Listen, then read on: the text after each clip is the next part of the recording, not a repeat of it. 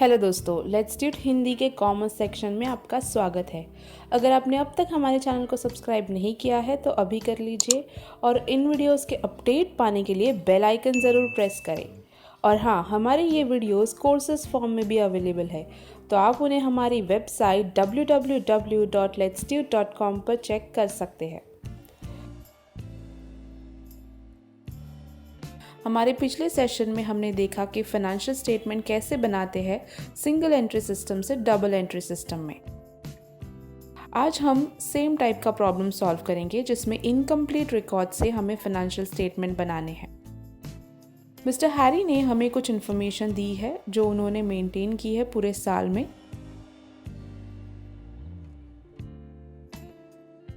हमें सारे इन्फॉर्मेशन से trading account, profit and loss account और बैलेंस शीट बनाने के लिए कहा गया है एज ऑन 31 मार्च 2018 के लिए।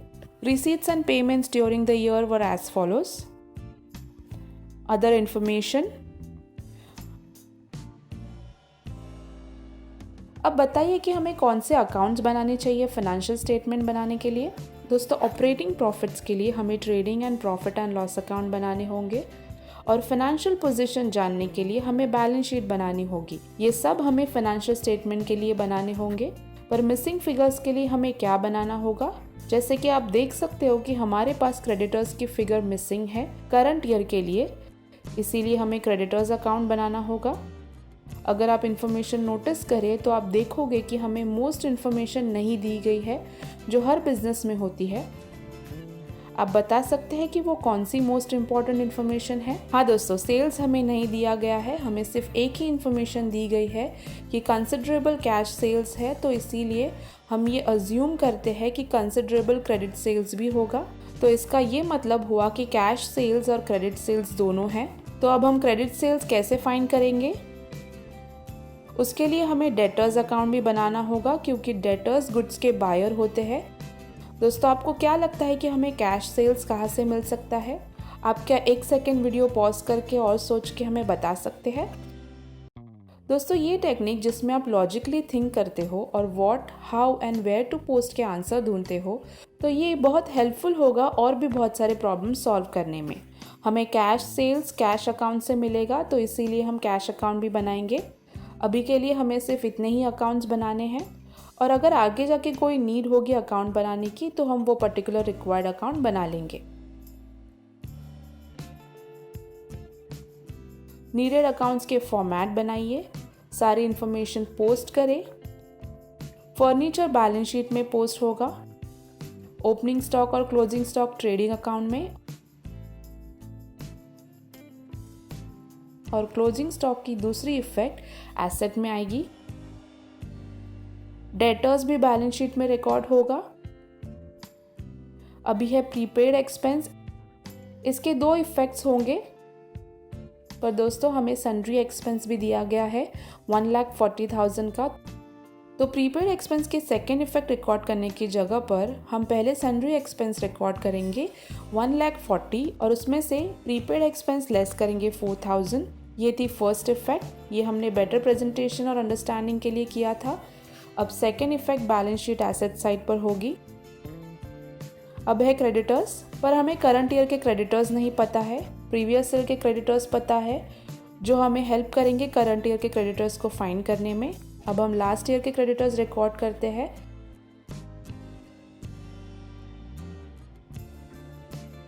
उसके बाद है अनपेड एक्सपेंस, इसका मतलब ये है कि वो आउटस्टैंडिंग है, तो इसीलिए हम प्रीवियस ईयर और करंट ईयर दोनों के एक्सपेंस कंसिडर करेंगे ताकि हमें करंट ईयर के एक्चुअल एक्सपेंस फाइंड कर सके। इसके लिए हम लास्ट ईयर के expense profit and loss account में डेबिट साइड में लेस करेंगे और करंट ईयर के ऐड करेंगे आउटस्टैंडिंग एक्सपेंस। ये थी फर्स्ट इफेक्ट और सेकेंड इफेक्ट बैलेंस शीट में लाइबिलिटी साइड। हम होप करते हैं कि अभी तक आपको सब समझ में आ गया होगा। अब है कैश, इसे एसेट में लिखेंगे।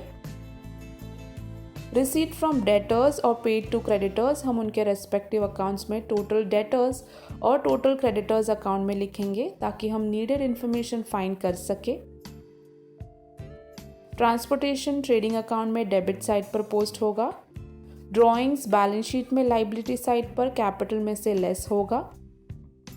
सन्ड्री एक्सपेंस हमने ऑलरेडी रिकॉर्ड कर लिए हैं। अब हम फर्नीचर परचेज 20,000 को एसेट्स में फर्नीचर में ऐड करेंगे, राइट? आप श्योर हो?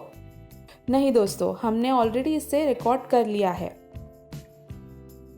लास्ट ईयर फर्नीचर 1 लाख था और इस साल का फर्नीचर 1,20,000 है। तो इसका मतलब ये है कि न्यू फर्नीचर जिसका वर्थ 20,000 है वो लिया गया था और उसका अमाउंट भी पे कर दिया गया है। अब हमने सारी पोस्टिंग कर ली है। चलिए अब हम अदर इन्फॉर्मेशन और एडजस्टमेंट्स देखते हैं। दोस्तों, सेल्स फाइंड करने के लिए हमने पहले ही 2 अकाउंट्स वर्किंग नोट में बनाए हैं। तो चलिए अब हम कैश और डेटर्स से रिलेटेड इन्फॉर्मेशन उनके रेस्पेक्टिव अकाउंट में पोस्ट करते हैं।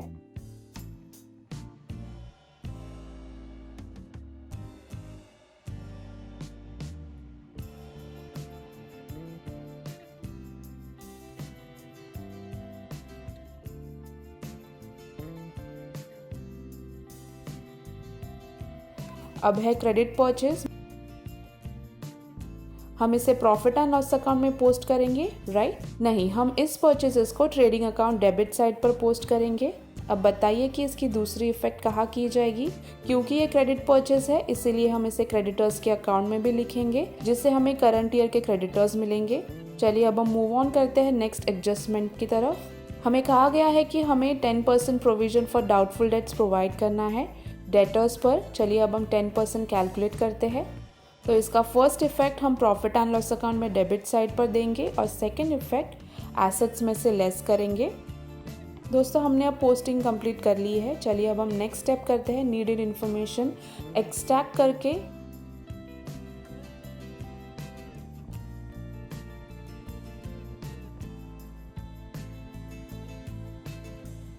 चलिए हम क्रेडिटर्स अकाउंट से स्टार्ट करते हैं। हमने सारी चीज़ें रिकॉर्ड कर ली है और बैलेंसिंग फिगर फाइंड करते हैं। हमें 70,000 बैलेंसिंग फिगर मिला है, तो अब हम इस फिगर को बैलेंस शीट में ट्रांसफ़र करेंगे।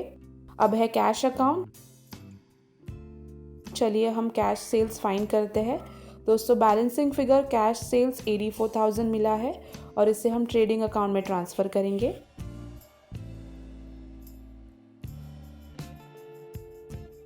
नेक्स्ट अकाउंट हमारे पास डेटर्स है और इसका बैलेंसिंग फिगर क्रेडिट सेल्स 4,40,000 है। इसे हम ट्रेडिंग अकाउंट में ट्रांसफ़र करेंगे।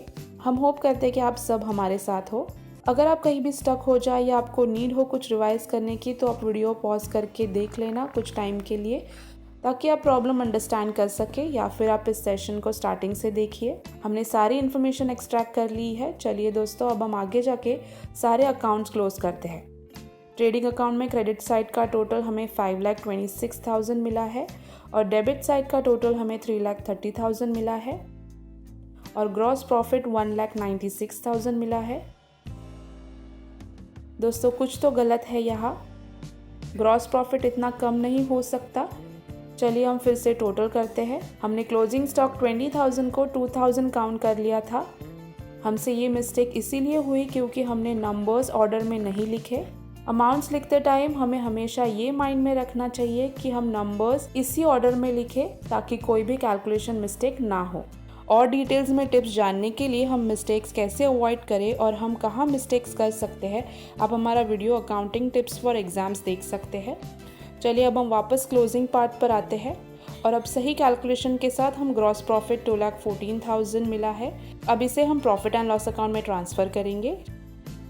दोस्तों, नेट प्रॉफिट 56,000 है। हमें अब इसे बैलेंस शीट में ट्रांसफ़र करके कैपिटल में ऐड करना है, पर हमें ये नहीं पता है कि मिस्टर हैरी ने कितना कैपिटल बिजनेस में इंट्रोड्यूस किया है। तो दोस्तों, हम कैपिटल कैसे फाइंड करें?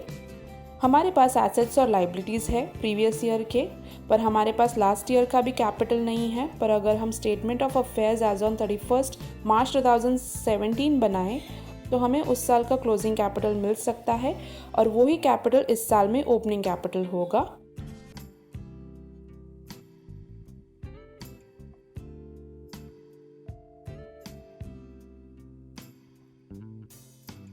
क्योंकि वो इस साल का ओपनिंग कैपिटल है।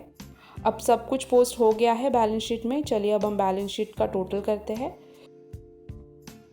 दोस्तों, हमारी बैलेंस शीट टैली हो गई है और हमने हमारे दोस्त मिस्टर हैरी के फाइनेंशियल स्टेटमेंट बना लिए हैं। हमने उन्हें ट्रू एंड फेयर व्यू दिया है फाइनेंशियल स्टेटमेंट के उस इन्फॉर्मेशन के अकॉर्डिंग जो हमें दी गई है। चलिए अब हम नोटेड अकाउंट्स के फॉर्मेट बनाते हैं। जब कभी हमें ऐसा कोई प्रॉब्लम मिले जिसमें हमें इनकम्प्लीट रिकॉर्ड में से फाइनेंशियल स्टेटमेंट बनाने हो तो हमें वो सिंपल 5 स्टेप्स को फॉलो करना है। जब कभी हमें ऐसे कोई डिफ़िकल्ट या ट्रिकी प्रॉब्लम मिले सॉल्व करने के लिए तो कभी भी ये वरी मत करना कि आप कैसे इसे सॉल्व करेंगे। बस आपको जो भी इंफॉर्मेशन पता हो उसके साथ आप सॉल्व करना स्टार्ट कर दीजिए और इवेंचुअली आपको सोल्यूशन मिल जाएगा। अगर आपको हमारा ये वीडियो अच्छा लगा है तो इसे लाइक करें और शेयर करें अपने दोस्तों के साथ एंड इन वीडियोस के अपडेट्स पाने के लिए बेल आइकन प्रेस करना ना भूलें। Till then keep watching, keep learning. Thank you.